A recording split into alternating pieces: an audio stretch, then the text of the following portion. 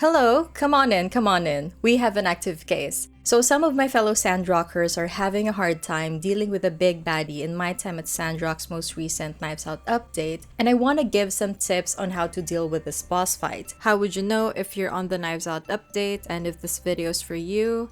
How do I tell you without being too spoilery, because this is a crucial plot point in the game. Oh, Stev. If you have encountered a character named Stev and discovered a new area in Sandrock and fought a big boss there and you struggled, then this video is for you. If not, I suggest you click away because the spoilers are coming in 3, 2, 1. Let's get distracted. Beating Mechtilda requires preparation. Now, I am aware that most of you might not have much time between your most recent saves and then the Mechtilda fight, but I would recommend that if you can go back to at least a day before or the morning that you decide to fight Mechtilda, please go back to it just so you can prepare a bit more, because preparation really is key for this. Weapons. One word: bullets. Lots and lots of bullets. Ranged weapons are your best friend because dealing with Mechtilda is all about ranged attacks, so stock up on bullets both for the pistol and the rifle if you prefer to use them during the entire mission, because you will be burning through them. I do prefer to make more pistol bullets during this mission because we do get father-in-law's pistol and it has insane damage compared to my rare quality pistol and rifle. If you don't have enough time to craft bullets, you can get some from the Civil Core store. The game will also give you bullets throughout the entire mission, it's just you cannot be too generous in using them. To help conserve ammo, you can use throwing bombs, which you can craft on your work table instantly and you don't have to wait for it to finish. I use this to destroy lasers because they're more efficient, with needing only 2 shots compared to the firearms 3 to take down the lasers. I also use them for bigger mechs and crowd control. Using melee weapons further helps with saving ammo. I use my daggers to deal with human enemies in this mission, as well as individuals and groups of lower enemies. Forge your melee weapon of choice using the best material possible. For my daggers, it's gemstone, although I did use alloy daggers on my first encounter with Mechtilda because my brain was thinking sharp metal is better than gemstone. As you can see here, I don't really put any of the consumables in the toolbar. I prefer to have them in my backpack just so I don't accidentally consume them. I prefer to pause the game and then consume them, and it also gives me a chance to cool down if things are too intense during the fight. So first we have Fang Special X. It restores 60% of your HP. You can get this from the clinic. You can also make this in your blender, but of course most of you will not have that much time, so just buy it from the clinic. Next up is the Golden Bell Pill, which boosts defense by 20% and lasts for 60 seconds. You can get this from the clinic. I do like to bring the Fine Hot and Sour Fish as backup for defense because it does give you 64 points for 30 seconds. And then we have my favorite, the Iron Muscle Soup, increasing the minimum and maximum damage by 20% and lasts for 60 seconds. I have the Roasted Eel for boosted critical rate of 8%, which lasts for 30 seconds. And I pair it with the Barbecue Scallop, which has 6% more critical damage and lasts for 30 seconds as well. And we shouldn't forget the Pathea Potion because it prevents burns, and Mechtilda does have flame attacks that damages you over time. And then I have my backup consumables here, the Orchid Extract, the Thunderweed Extract, and of course you can never have too many health items, so I always bring the Strong Medicine and Hemostat just in case.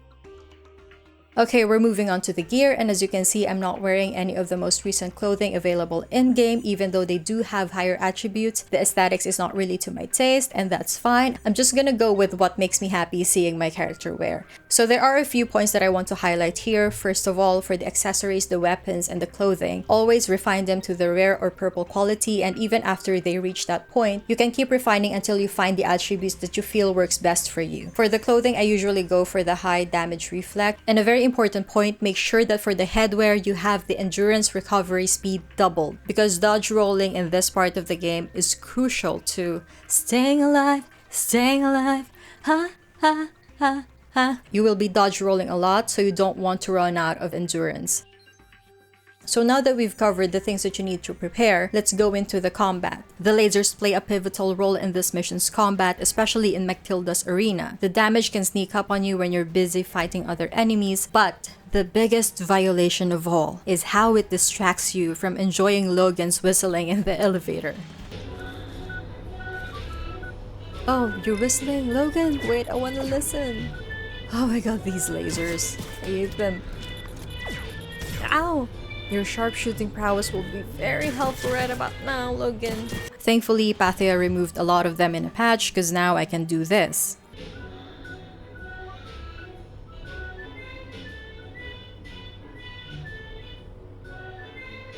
Anyways, you need to reprogram these lasers to attack the Duvo soldier so that you don't have to worry about them. You can do that after you pass through the doors that require the Duvo's password. The first room that you will find to the right has the Duvo soldiers. I actually didn't find this room the first time. I went straight into the Resident Evil hallway and I enjoyed that one. But anyways, you have the option to either rush in and attack them, or you can go around and look for other ways in. For now, I do want to jump into the Viper Pit and see what happens if we go with our favorite bandit's kamikaze strategy.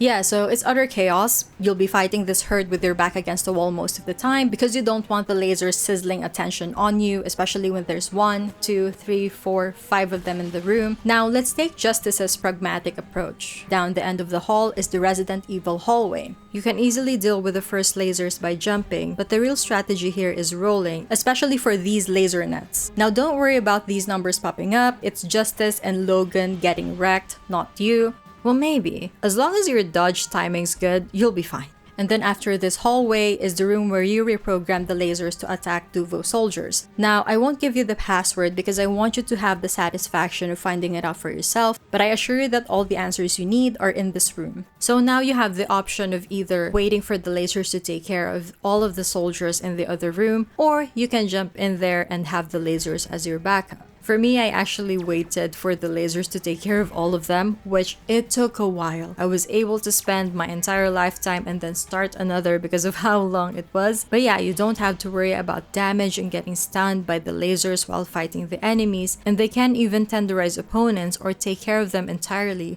which is a huge factor in the Mechtilda fight.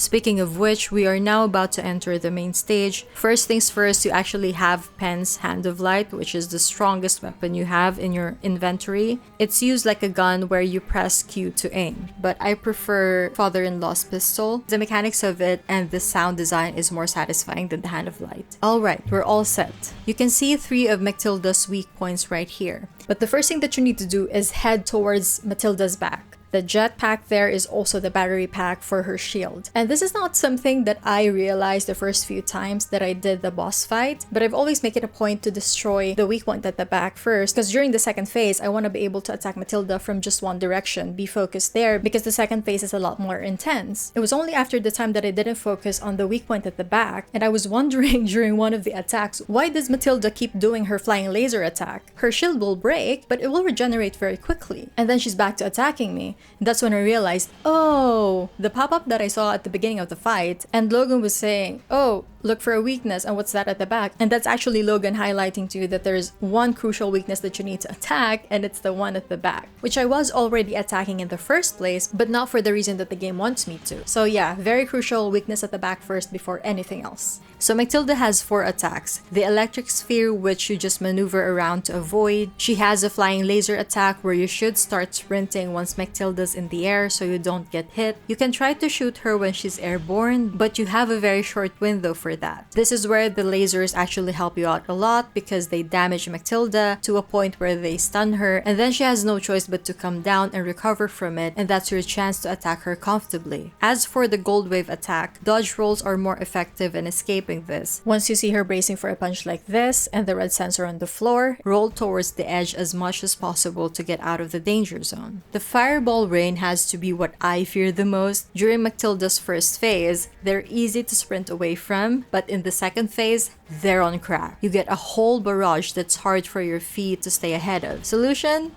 You guessed it. Dodge roll. Once you see Mechtilda raise one arm, start running and keep an eye on her. And then once the first fireball pops out, dodge and dodge and dodge. And this is why you need double the endurance speed recovery, because you need to roll and roll and roll as much as you can. You cannot be running out of endurance.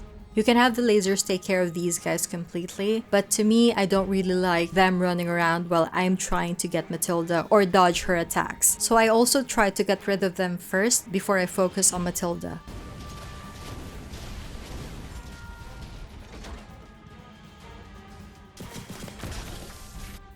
Ejection in 3, 2, 1.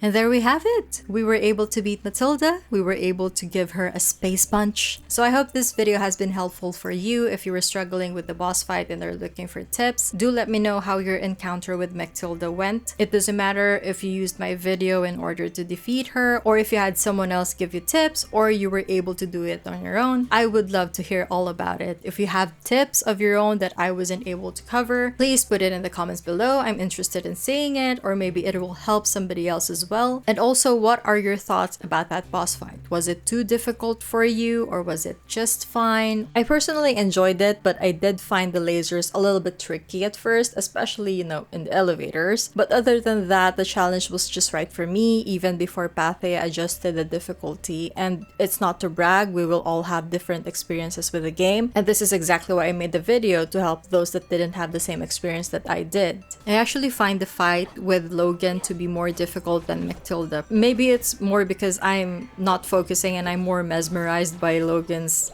attacks, but yeah.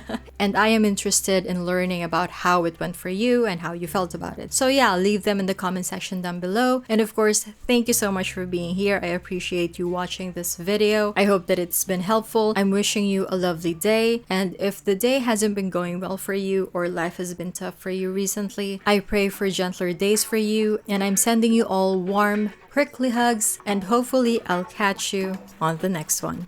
Bye!